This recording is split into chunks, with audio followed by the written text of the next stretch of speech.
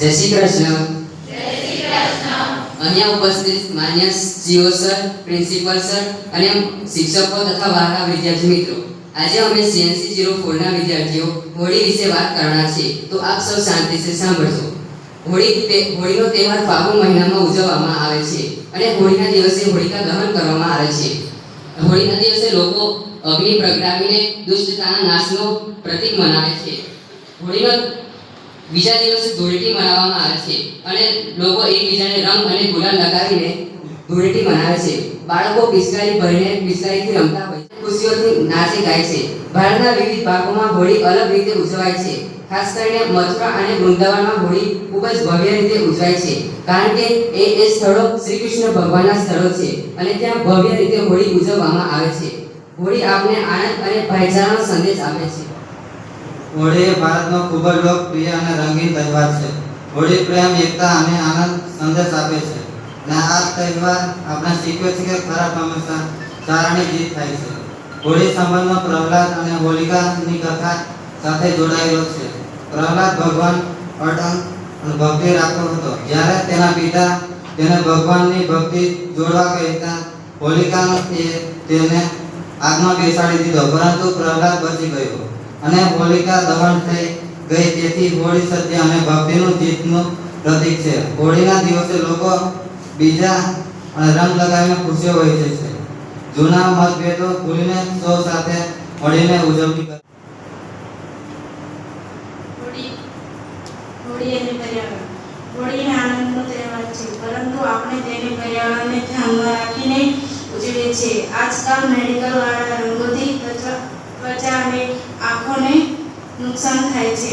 આપણે કુદરતી રંગોનો ઉપયોગ કરવા જોઈએ. ફૂલોથી બનાવેલા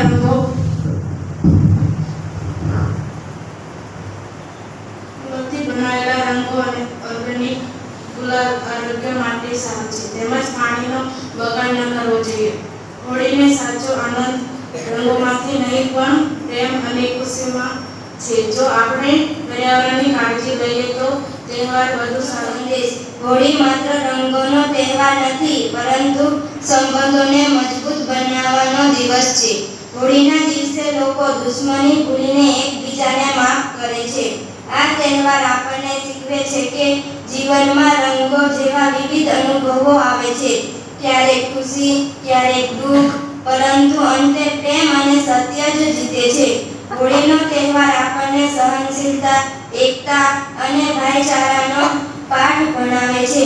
ચાલો આપણે સૌ મળીને પ્રેમ, શાંતિ અને આનંદથી હોળી ઉજવીએ. અસ્તુ.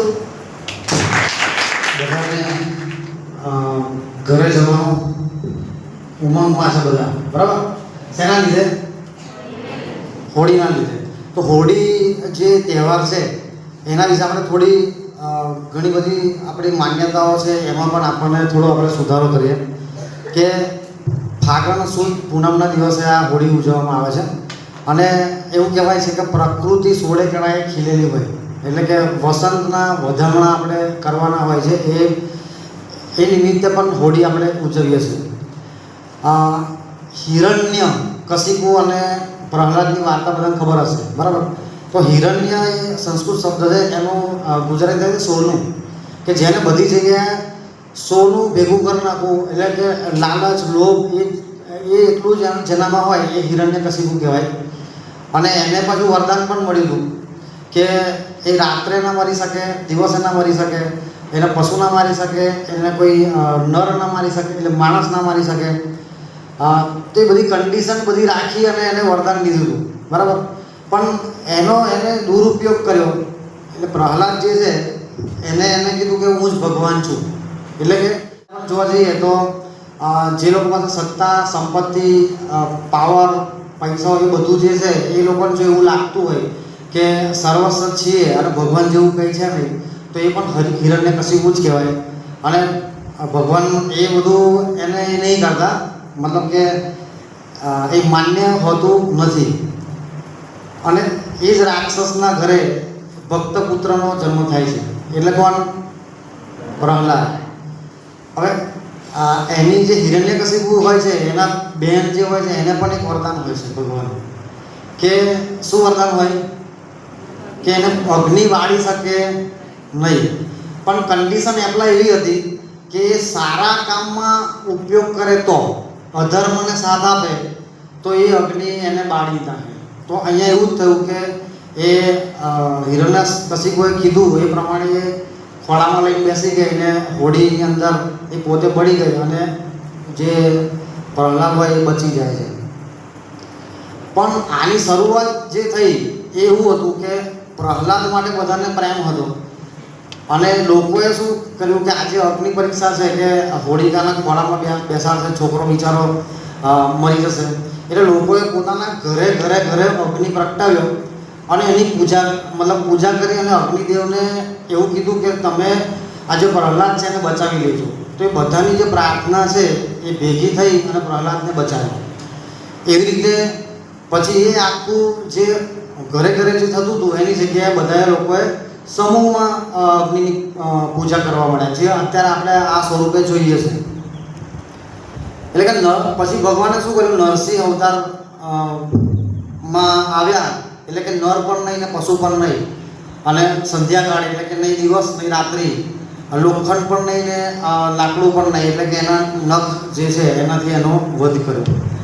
તો આપણે અહીંયા શું કરવાનું છે, તો કે આપણે જે સદગુણો છે એના રંગ આપણા જીવનમાં ભરવાના છે, અને દુર્ગુણો એટલે કે જે આપણે ષડરીપુઓ કહીએ છીએ, રોજ આપણે કહીએ છીએ કામ, ક્રોધ, લોભ, મોહ, મત્સર, એ બધાને આપણે હોળીમાં પાડી દેવાના છે અને ભેદભાવ ભૂલી જવાનો, ભેદભાવ ભૂલીને આ આનંદ મનાવવાનો એ છે. પણ છેલ્લે આપણે પર્યાવરણનું પણ આપણે ધ્યાન રાખવું જોઈએ કે આપણે પાણીનો પણ બહુ બગાડ ના કરવો જોઈએ. કેમિકલવાળા જે રંગો હોય એનાથી સ્કિન ડિસીઝ પણ બધી થાય છે. અને ધૂળેટીનું એકચ્યુઅલ જોવા જઈએ તો કોઈક લોકોએ છે ને થોડી ધૂળ ઉડાડી એને એની મતલબ કે રંગની જગ્યાએ ધૂળ ઉડાડી હતી, એના પરથી નામ આવ્યું કે ધૂળેટી. એટલે એ અર્થમાં અલગ જતું રહ્યું અને લોકો કેમિકલવાળા રંગો સુધી પહોંચી ગયા. અસ્તુ.